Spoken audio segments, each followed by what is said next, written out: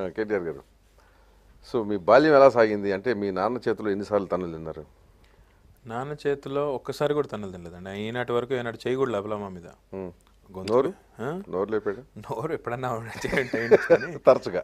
ఎప్పుడు కూడా అసలు నిజానికి బాల్యం అంటే ఇంట్లో పెరిగింది తక్కువ అండి. నేను ఎక్కువగా హాస్టళ్ళలోనే పెరిగాను. ఓకే. చిన్నప్పటి నుండి కూడా దాదాపుగా హైదరాబాద్లో, కరీంనగర్లో, వివిధ ప్రాంతాల్లో పుట్టినంత కరీంనగర్లో, పెరిగింది కూడా కరీంనగర్, హైదరాబాద్ మొత్తం. సో హాస్టళ్ళలో ఎక్కువ ఉన్నాను, బయట ఎక్కువ ఉన్నాను, ఇంట్లో ఉండింది తక్కువ.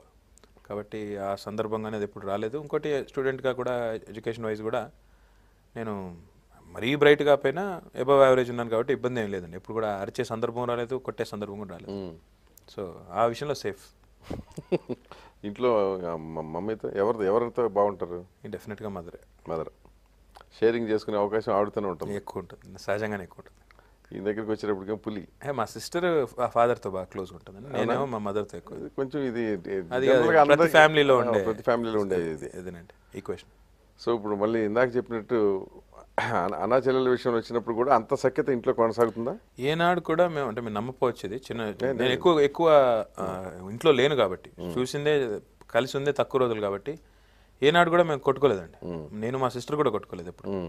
కాబట్టి ఆ అటాచ్మెంట్, ఆ ఎఫెక్షన్ స్టిల్ ఇంటాక్ట్. కాకపోతే ఇప్పుడు కొంత టైం తను బిజీ అయిపోయింది, నేను బిజీ అయిపోయాను, లైఫ్లో ఎవరి ఫ్యామిలీ వరకు వచ్చింది కాబట్టి కొంత గ్యాప్ వచ్చిండొచ్చు, కానీ అఫెక్షన్ మాత్రం ఇంటాక్ట్.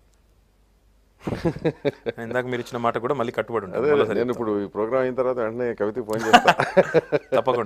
తప్పకుండా రెడీగా ఉండని చెప్పి. అంటే సీట్ అన్న ఇప్పిస్తాడు, లేదా తన సీట్ అన్న ఇస్తాడని చెప్పి. నేను ఇందాక చెప్పినట్టు మీకు తన ఏదన్నా కోరితే కాదంటారు. 100% తన ఇంట్రెస్ట్ ఎప్పుడు కూడా ఇంతకుముందు కాదన్నది లేదు, ఇప్పుడు కూడా 100%.